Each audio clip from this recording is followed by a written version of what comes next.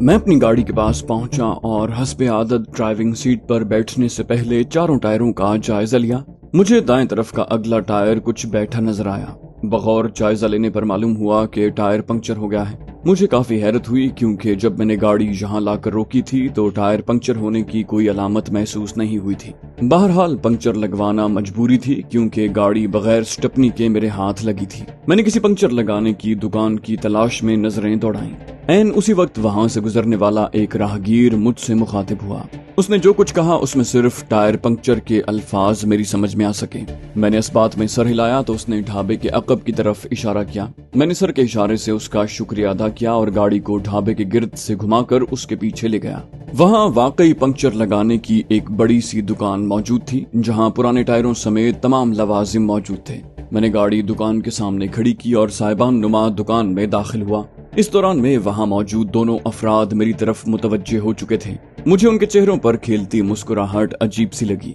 मैंने अपना इब्तिदाई तासुर नजरअंदाज करके उनकी तवज्जो पंक्चर टायर की तरफ दिलाई। उनमें से निस्बतन कम उम्र और भारी भरकम शख्स ने पहले बगौर मेरा जायजा लिया और फिर पंक्चर टायर पर एक नजर डालने के बाद अपने पस्ता कद अधेड़ उम्र साथी को, जो गालिबन उस दुकान का मालिक भी था, तेलुगु में कुछ कहा। उसने इस बात में गर्दन हिलाई और मुझे मुखातिब करके एक लंबा सा जुमला कहा जिसका एक लफ्ज भी मेरी समझ में न आया। मैंने कहा, क्या कह रहे हो भाई, पंक्चर लगाओ ना। उस पर उसने टूटी फूटी हिंदी में बताया कि पंक्चर लगने में आधा घंटा लगेगा। मैंने हैरानी से पूछा, इतनी देर क्यों? फटाफट पंक्चर लगाओ, मुझे देर हो रही है। उसने नफी में सर हिलाते हुए उज़र पेश किया कि उनके पास पहले ही 2 पंक्चर का काम मौजूद है। उन दोनों गाड़ियों के मालिक ढाबे में पंक्चर लगने के मुंतजर हैं। मुझे भी वहां जाकर अपनी बारी का इंतजार करना चाहिए। ये सुनकर मुझे सख्त ताव आ गया, लेकिन उस अजनबी जगह पर उनकी बात मानने के अलावा मेरे पास कोई चारा नहीं था। बादिल नखास्ता मैंने गाड़ी वहीं छोड़ी और उन्हें जल्द अज जल्द काम निपटाने का कहकर अकबी दरवाजे से ढाबे में जा बैठा। मुझे दोबारा मौजूद पाकर मुझसे बख्शिश पाने वाला बैरा मेरे पास पहुंच गया। मैंने उसकी सवालिया नजरों के जवाब में इशारों की मदद से बताया कि मेरी गाड़ी पंक्चर हो गई है। मुझे लगा कि मेरी बात सुनकर वो चौंका है। फिर उसने इशारे से इस्तिफसार किया कि क्या मैंने ढाबे के अकब में मौजूद दुकान वालों को पंक्चर लगाने के लिए दिया है। मैंने हाँ में गर्दन हिलाई तो उसने अफसोस के इजहार के लिए पेशानी पर हाथ मारा और नाराज लहजे में कुछ कहा। तभी ढाबे के काउंटर के अकब में मौजूद शख्स ने गुस्सीले लहजे में उसे कुछ कहा। वो बैरा यकलख्त चौंका और फिर इशारे से बोला कि क्या मुझे खाने पीने के लिए मजीद कुछ दरकार है। मैंने महज वक्त गुजारी के लिए चाय तलब कर ली। मैंने ढाबे में किसी न किसी तरह 20 मिनट गुजार दिए और फिर उठकर पंक्चर की दुकान की तरफ चल दिया। मुझे ये देखकर हैरत हुई कि मेरी गाड़ी से टायर तो निकाला जा चुका है, लेकिन वो दोनों अफराद पंक्चर लगाने की बजाय टायर सामने रखे बेफिक्री से गप्पे लगा रहे थे। मुझे ये देखकर सख्त गुस्सा आया। ताहम मैंने अपना लहजा हत्तुल इम्कान ठंडा रखते हुए दुकान मालिक से पूछा, क्या हुआ, पंक्चर क्यों नहीं लगाया अभी तक? ताहम उसने मेरे लहजे में तैश की झलक महसूस कर ली। उसने नागवार सी नजरों से मुझे देखा और कहा, टायर ट्यूब दोनों फट गया है, बदलना पड़ेगा। उसकी बात सुनकर मैं चौंका। ये क्या कह रहे हो तुम? कैसे फट गए टायर ट्यूब? अभी तो ठीक छोड़ कर गया था। मेरी बात सुनकर उसने अचानक बिगड़े हुए लहजे में कहा, तो मैं क्या झूठ बोल रहा हूँ, ये देख लो। मैंने टायर पर नजर डाली तो उसके अंदर के हिस्से में गहरे कटाव दिखाई दिए, जबकि ट्यूब के तो परखचे उड़ गए थे। यकलख्त मुझे सारी बात समझ में आ गई। मुझे बाकायदा मंसूबा बनाकर ठगने की कोशिश की जा रही है। मेरी गाड़ी का टायर भी इन्हीं नौसरबाजों ने पंक्चर करवाया होगा और ये हरकत शायद उसी उचक्के की होगी जिसने मुझे यहाँ भेजा है। और अब ये रुपया 2 रुपया ऐंठने की बजाय मुझे मोटी मुर्गी समझकर लंबा हाथ मारना चाहते हैं। उन्होंने इसी मकसद के लिए अच्छे भले टायर को फाड़ डाला है। यकलख्त मेरा दिमाग घूम गया। मैंने चीख कर कहा, तुम्हारा दिमाग तो ठीक है, अभी तो बिल्कुल ठीक छोड़ कर गया था। टायर में इतना बड़ा कट कैसे लग गया? एक पंक्चर से ट्यूब कैसे जगह जगह से चिर गई? वो दोनों मेरी बात सुनकर एक साथ उठकर खड़े हो गए और मेरे ऐन सामने पहुंचकर मुझे खूंखार नजरों से घूरने लगे। फिर ठिगने मालिक ने मुश्तिल लहजे में कहा, तुम क्या समझता है, हमने टायर फाड़ा है तुम्हारा? पंक्चर वाला मशीन चलाएगा तो टायर फटता है। उसके लहजे से मरूब होने की बजाय मैंने कहा, तुम मुझे बुद्धू नहीं बना सकते। हाँ, ये टायर ट्यूब तुमने खुद ही फाड़ा है। तभी किसी ने अकब से मेरा शाना थपथपाया। मैंने बात अधूरी छोड़ दी और मुड़कर देखा। वो ढाबे का मालिक था। मुझे मुतवज्जे पाकर उसने दोस्ताना लहजे में कहा, एक्सक्यूज मी सर, क्या हम 2 मिनट बात कर सकते हैं? उसने इंग्लिश में बात की थी। लहजे में मकामी रंग नुमाया था, ताहम वो अपना मफहूम मुनासिब अल्फाज में बयान कर सकता था। मैंने पंक्चर वाले को वक्ती तौर पर फरामोश कर दिया और थोड़ा हटकर उसके साथ बात करने लगा। उसने उसी हमदर्दाना लहजे में कहा, साहब मेरा नाम विश्वनाथ है। मैं आपको समझाना चाहता हूँ कि ये बदमाश इसी तरह लोगों को ठगते हैं। आपका गुस्सा अपनी जगह ठीक है, लेकिन मेरा मशवरा है कि इनसे झगड़ा मोल न लें। ये कोई आम चोर नहीं है, बल्कि इस कस्बे करनौल के थानेदार के कारिंदे हैं। आप खामखा मुश्किल में पड़ जाएंगे। ये सुनकर मैं चौंका। उसकी बात में वजन था। ये बदमाश किसी पुश्त पनाही के बगैर इस तरह दिन दिहाड़े लूट मार नहीं कर सकते थे। मैंने कहा, वो तो ठीक है, लेकिन इन्होंने मेरे टायर और ट्यूब का सत्यानाश कर दिया है। मैं आगे का सफर कैसे करूंगा? विश्वनाथ ने उसी हमदर्दाना लहजे में कहा, मजबूरी है। आपको अपना सफर जारी रखने के लिए भी उन्हीं की मदद लेनी पड़ेगी। ये टायर और ट्यूब तो बर्बाद हो गए हैं। आप इनसे इस्तेमाल शुदा टायर और ट्यूब खरीद कर ही आगे जा सकते हैं। इन्होंने ये सारा पाखंड भी इसीलिए फैलाया है। मैं चाहे कितना भी जुज़बिज़ होता, विश्वनाथ की तजवीज पर अमल करने के अलावा मेरे पास कोई रास्ता नहीं था। मैंने अपना इश्तियाल दबाते हुए कहा, लगता है मुझे यही करना पड़ेगा। विश्वनाथ जी, मुझ पर एक और मेहरबानी करें। मेरी जगह आप इन लोगों से बात करें। मुझे डर है कि इनकी हट धर्मी पर मुझे गुस्सा आ जाएगा और बात बिगड़ जाएगी। उसने कहा, चलें ठीक है, आप यहीं ठहरे, मैं इनसे बात करता हूँ। ये दोनों भाई हैं। छोटे वाला परशुराम हथछुट और गर्म दिमाग है। उसके मुकाबले में बनवारी लाल लालची तो है, लेकिन समझदार भी है। मैंने सर की जुम्बिश से उसे इजाजत दे दी। वो तीनों खासी देर तक आपस में बहस करते रहे। उनकी बहुत सी बातें मेरे कानों तक पहुंच रही थीं, लेकिन उन्हें समझना मेरे बस की बात नहीं थी। अंदाजा ही लगा सकता था कि विश्वनाथ उनसे सौदेबाजी कर रहा है। बिलाखिर वो मेरे पास आ गया। उसके चेहरे पर नाराजगी और मायूसी के मिले जुले तासुरात थे। उसने कदरे तवक्कुफ के बाद धीमी आवाज में कहा, वही हुआ जिसका मुझे खदशा था। बहुत ही बदफितरत लोग हैं ये। मैंने सवालिया नजरों से उसे देखा। उसने बात आगे बढ़ाई। बोला, पुराना टायर लगाने और ट्यूब डालने का 125 रुपया मांग रहे हैं। मैंने चौंक कर कहा, इनका दिमाग तो खराब नहीं हो गया? 50 रुपए का तो बिल्कुल नया टायर आता है और बेहतरीन क्वालिटी की नई ट्यूब 7-8 रुपए में मिल जाती है। विश्वनाथ ने कहा, मैं इनसे यही तो बहस कर रहा था। बड़ी मुश्किल से 125 रुपए पर लाया हूँ। पहले तो 150 रुपया मांग रहे थे। मैंने इन्हें मना लिया है कि ट्यूब नहीं डालेंगे। मैंने खुद सबसे बेहतर टायर चुना है। मेरा जी चाहा अभी जाकर उन दोनों खबीसों का गला चबा डालूं, मगर इस बेवतनी के आलम में खून का घूंट भरने के सिवा मैं कुछ भी नहीं कर सकता था। मैंने विश्वनाथ को कहा, ठीक है, इनसे कहो कि जल्द से जल्द गाड़ी रवानगी के लिए तैयार कर दें। साथ ही ये कह देना कि मजीद कोई नाटक बर्दाश्त नहीं करूंगा। उसने कहा, ठीक है, लेकिन 125 रुपया पेशगी देना होगा। ये सुनकर मुझे एक बार फिर इश्तियाल आया, लेकिन मैंने खुद पर काबू रखा। तलखी बढ़ाने का कोई फायदा नहीं है। 125 की रकम निकालने के लिए मुझे अपने लिबास की अंदरूनी जेब में हाथ डालकर बड़े नोटों की गड्डी निकालनी पड़ी। मैंने रकम हाथ की ओट में रखते हुए 100 रुपए का नीले रंग का नोट अलग किया और गड्डी वापस अंदरूनी जेब में रखकर बैरूनी जेब से 25 रुपया मिलाकर 125 की रकम विश्वनाथ के हाथ में रख दी। उसने नोट गिने और फिर चोर भाइयों की जोड़ी की तरफ चल दिया। मैं वहीं खड़ा विश्वनाथ का इंतजार करता रहा। उसने वापस आकर कहा, 15-20 मिनट में आपकी गाड़ी तैयार होगी। चलें तब तक ढाबे में बैठकर इंतजार करते हैं। मैं आपको उम्दा सी कॉफी पिलवाता हूँ। मैंने नफी में सर हिलाया, कहा, मुझे इन उचक्कों का एतबार नहीं है। मजीद रुपया ईंटने के लिए कहीं दूसरा टायर भी न फाड़ दें। मैं आपका शुक्रगुजार हूँ, आप जाएं। मैं अब गाड़ी लेकर ही यहाँ से टलूंगा। मुझे लगा कि उसे मेरे जवाब से मायूसी हुई है। मुझे खुद भी उसकी दिलशिकनी करना अच्छा नहीं लग रहा था, लेकिन मैं मजीद रिस्क लेने के लिए बिल्कुल तैयार नहीं था। थोड़े से मजीद इसरार के बाद वो अपने ढाबे की तरफ चल दिया। मैं आगे बढ़ा और टायर बदलते परशुराम के ऐन सर पर जा खड़ा हुआ। उसने मुझे खा जाने वाली नजरों से घूरा, ताहम जबान से कुछ न कहा। उधर बनवारी लाल अपने रेडियो का डायल घुमाते हुए अपनी पसंद का रेडियो स्टेशन तलाश करने में लगा हुआ था। तनाव भरे 10-12 मिनट गुजरने के बाद परशुराम गाड़ी से दूर हटकर खड़ा हो गया। मैंने ड्राइविंग सीट पर बैठकर इग्निशन में चाबी घुमाई और उन दोनों पर लानत भेजते हुए वहां से चल दिया। कुछ देर के बाद मैं करनौल कस्बे में दाखिल हुआ। वो मेरी तवक्को से ज्यादा चहल पहल वाला कस्बा साबित हुआ। सड़कों पर तरह तरह की छोटी बड़ी गाड़ियों, रेडियो और तांगानुमा सवारियों के हुजूम में गाड़ी आगे बढ़ाने में खासी देर लग गई। मैं कस्बे से बाहर जाने वाली सड़क पर आगे बढ़ा तो एक नई मुसीबत रास्ते में हायल हो गई। करनौल कस्बे के फौरन बाद कृष्णा दरिया था। उस दरिया पर बने कदीम पुल की चौड़ाई काफी कम थी, जबकि ट्रैफिक का हुजूम बहुत ज्यादा था, जिसकी वजह से गाड़ियां बहुत सुस्त रफ्तारी से आगे बढ़ रही थीं। खुदा खुदा करके वो पुल उबूर हुआ तो मैंने इत्मीनान का सांस लिया। अब सामने सड़क के दोनों तरफ ताहद नजर खेतों का सिलसिला नजर आ रहा था। मैंने गाड़ी की रफ्तार बढ़ा दी। कुछ ही देर के बाद मैंने चौराहा अबूर किया। साइन बोर्ड बता रहे थे कि दाएं तरफ जाने वाली सड़क आलमपुर पहुंचा देगी। मैं खुद को खासा पुरसुकून महसूस कर रहा था। मेरा अंदाजा था कि अगर मैं मुसलसल चलता रहा तो 2-2.25 घंटे में महबूब नगर पहुंच जाऊंगा। मजीद फरलांग भर फासला तय करने के बाद मैं रेलवे लाइन पर बना एक पुल पार करने लगा। मैंने गाड़ी की रफ्तार खासी कम कर ली थी। मैं पुल से नीचे उतरा ही था कि मेरे पीछे चलने वाली एक फोर्ड वैगन अचानक दाएं तरफ से मेरी गाड़ी से आगे बढ़ी और फिर ड्राइवर ने स्टीयरिंग बाएं तरफ घुमाना शुरू कर दिया। मैंने ब्रेक पर फौरी दबाव डालकर अपनी गाड़ी को वैगन से टकराने से बचाया और गाड़ी को सड़क के बाएं किनारे की तरफ करते हुए वैगन ड्राइवर को इस खतरनाक हरकत पर चीख कर सरजनिश की। ताहम वैगन ड्राइवर ने गाड़ी सीधी करने की बजाय स्टीयरिंग मजीद बाएं तरफ घुमा दिया। अगर मैं फुल ब्रेक न लगाता तो मेरी गाड़ी यकीनी तौर पर वैगन से टकरा जाती। वैगन ड्राइवर की यह हरकत देखकर गुस्से से मेरा खून खौल उठा।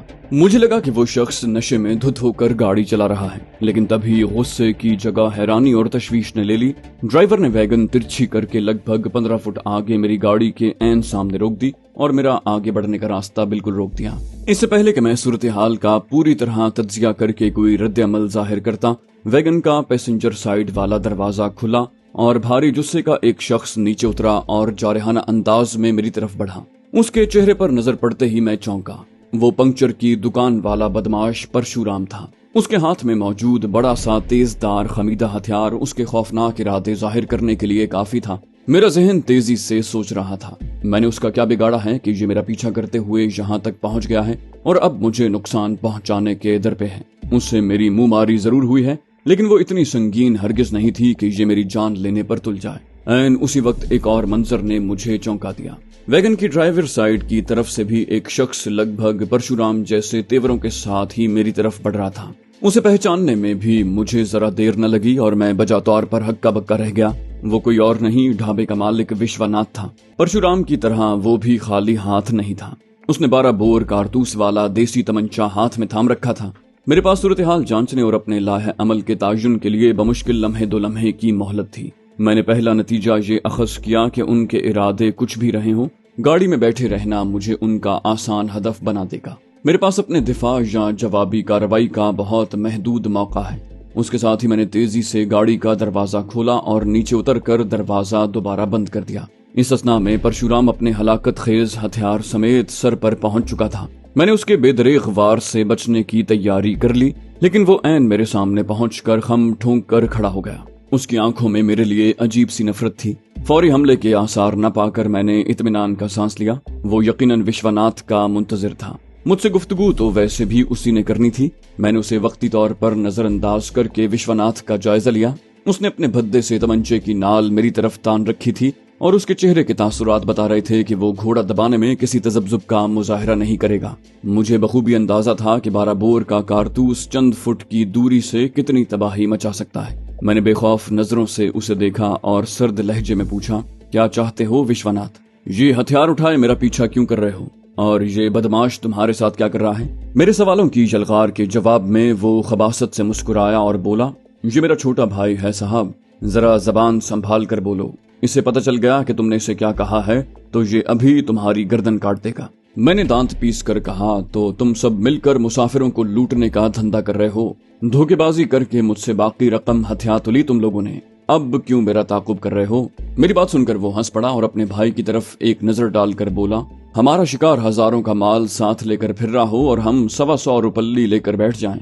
इतना बुद्धू क्यों समझ रहे हो बाबू? यकलख्त उसने अपना लहजा सख्त करते हुए कहा, बस अपने ये सवाल छोड़ो और जेब से सारा माल निकाल कर हमारे हवाले कर दो, वरना। उसकी धमकी के मुकाबले में उसके तमंचे की आंख ज्यादा खौफनाक थी। हथियार पर उसकी गिरफ्त मजबूत थी और उसने मुझसे महफूज फासला भी बरकरार रखा हुआ था। ये सब बातें बता रही थीं कि वो इस तरह की वारदातों का वसी तजुर्बा रखता है। उसके मुकाबले में परशुराम काफी बेपरवाह या शायद जरूरत से ज्यादा खुद एतमादी का शिकार दिखाई दे रहा था। विश्वनाथ ने मुझे अपनी फरमाइश से आगाह कर दिया था। जिस धड़ल्ले से उन्होंने मुझे चलती सड़क के किनारे घेर रखा था, उससे ये भी वाज़ेह था कि किसी और की जानिब से मदद या मुदाखलत की उम्मीद नहीं की जा सकती थी। वो दोनों मुझे कंगला करने पर तुले हुए थे और बज़ाहिर मेरे पास इनकार की कोई सूरत नहीं थी। میں اس دوران میں اپنی سہل انگاری پر دل ہی دل میں خود کو لان تان کر چکا تھا۔ میں راستے کے اتفاقی اخراجات کے لیے مناسب رقم پہلے سے علیحدہ کر کے رکھ لیتا تو اتنی موٹی رقم دیکھ کر وشوناتھ کی نیت خراب نہ ہوتی۔ میں نے گہرا سانس بھر کے ان خیالات کو ذہن سے جھٹک دیا۔ اب تو یہ فیصلہ کرنا ہے کہ اس صورتحال سے کیسے نمٹوں۔ اپنے پاس موجود رقم بچانے کے لیے مزاحمت کا کوئی راستہ ڈھونڈوں یا چپ چاپ سب کچھ ان کے حوالے کر کے اپنی راہ پر آگے بڑھ جاؤں۔ یہ رقم میرے مقاصد سے تو بہرحال قیمتی نہیں ہے۔ تبھی وشوناتھ کی تیز آواز نے مجھے چونکا دیا۔ وہ تمسخر آمیز لہجے میں بولا، کیا سوچ رہے ہو صاحب؟ ٹارزن بننے کا ارادہ کیا تو انجام بہت برا ہوگا۔ میرا نشانہ بہت پکا ہے اور تمہاری کھوپڑی اڑاتے ہوئے مجھے بالکل رحم نہیں آئے گا۔ میں جواب میں کچھ کہنے ہی والا تھا کہ وشوناتھ شاید مجھ پر کسے گئے جملے تیلگو میں اپنے بھائی کو بتانے لگا۔ اس کی بات درمیان میں ہی تھی کہ پرشورام نے زور کا قہقہ لگایا۔ اس کے لیے اپنے بھائی کی بات اتنی پرلطف تھی کہ وہ ہنستے ہوئے دوہرا ہو گیا۔ وشوناتھ بھی اس کے ساتھ ہنس رہا تھا۔ اس دوران میں اسے پتہ ہی نہ چلا کہ تمنچے کی نال کا رخ بدل گیا ہے۔ مجھے بس ایسے ہی کسی موقع کی تلاش تھی۔ مجھے اپنا جسم تول کر فضا میں جست لگانے میں بمشکل ایک لمحہ لگا۔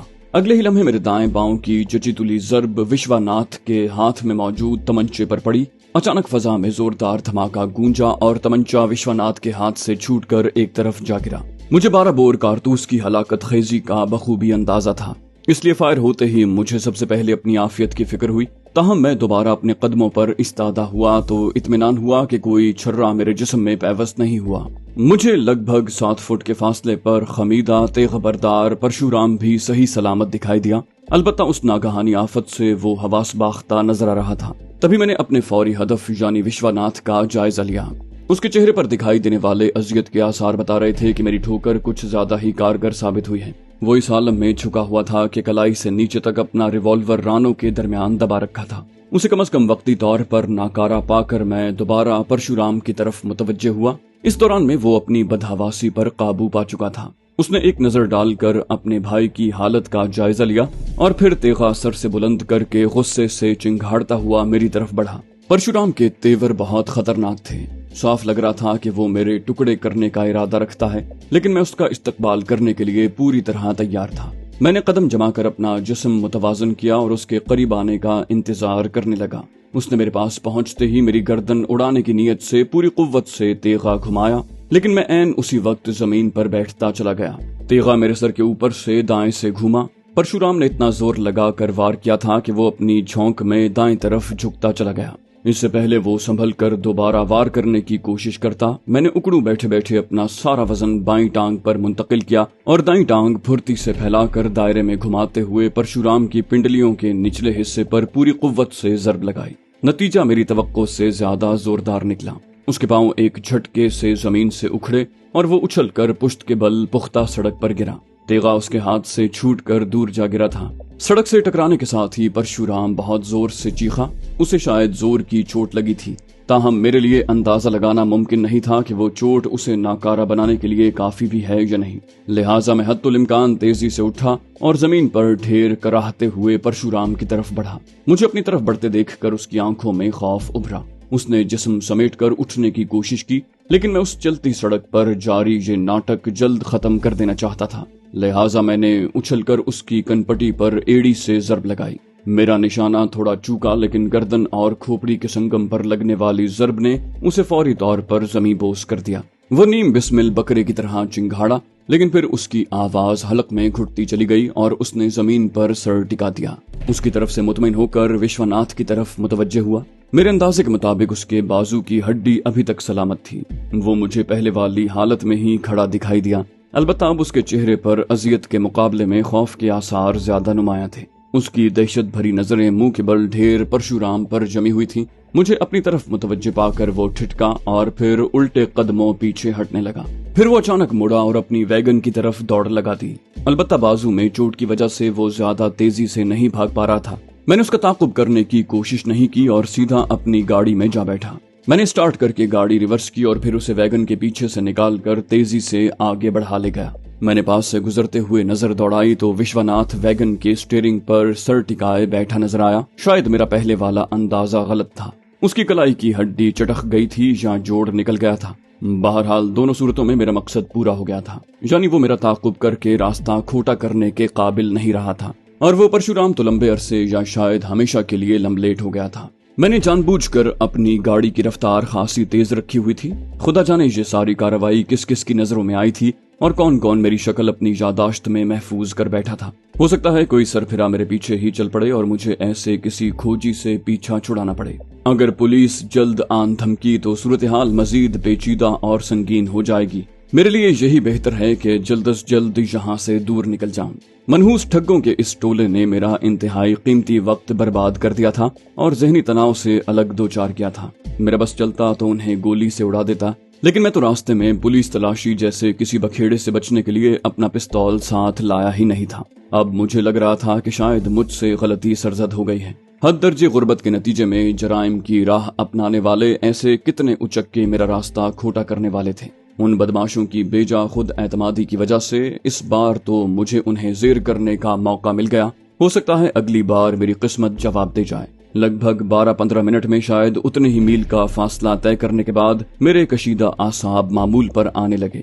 मैं जैसे जैसे आगे बढ़ रहा था, ज़रई अराजी खत्म होती जा रही थी और जमीन की साख्त सतह मुर्तफा में बदल रही थी और सड़क नशिब फराज से गुजरते हुए आगे बढ़ रही थी। बिलाखिर मैं भूतपूर नामी कस्बे के करीब पहुंच गया। मुझे बताया गया था कि उस अजीबोगरीब नाम वाले कस्बे से बाएं तरफ जाने वाली एक सड़क मुझे 20-25 मिनट में महबूब नगर पहुंचा देगी। महबूब नगर की तरफ मुड़ने के बाद मैंने इत्मीनान का सांस लिया। ताहम मैं इस दौरान में विश्वनाथ के बारे में सोचता रहा था। कैसा चलता पुर्जा है ये शख्स। उसने कितनी महारत से खुद को मेरा हमदर्द बनाकर पेश किया था और मेरी तरफ से अपने भाइयों से सौदेबाजी कर रहा था। अब मेरे लिए सारे मामले को समझना ज्यादा आसान हो गया था। उस टोले ने पहले तो मुझे 150-200 रुपया ऐंठने के लिए ही अपने धोखे के जाल में फंसाया था, लेकिन फिर मेरी हिमाकत से विश्वनाथ के इल्म में ये बात आ गई कि कई हजार रुपया उस वक्त मेरे पास मौजूद है और उसने फिलफौर अपने उचक्के साथियों के साथ मिलकर मुझे बाकायदा लूटने का मंसूबा बना लिया। इतना लंबा हाथ मारने का मौका उन्हें कम ही मिलता होगा। वो उसे कैसे जाया जाने देते। वो वैगन वहीं आसपास कहीं मौजूद रही होगी। जराइम पेशा होने की वजह से देसी तर्ज के हथियारों की दस्तयाबी भी इनके लिए कोई मसला नहीं रही होगी। उन दोनों के इस दीदा दलेरी से चलती सड़क पर मुझे घेरने और हमलावर होने के अंदाज से साफ जाहिर था कि इस तरह की वारदात भी उनके लिए कोई नई बात नहीं है। मेरे जैसे बाबू को लूटना उन्हें बच्चों का खेल लगा होगा। उनके मंसूबे में बज़ाहिर कोई खामी नहीं थी। बस एक छोटा सा मसला ये दरपेश हो गया था कि अपनी गफलत की वजह से उन्होंने मुझे अपना काम दिखाने का मौका फराहम कर दिया था। खैर, वो याद तो करेंगे कि किसी से पाला पड़ा था।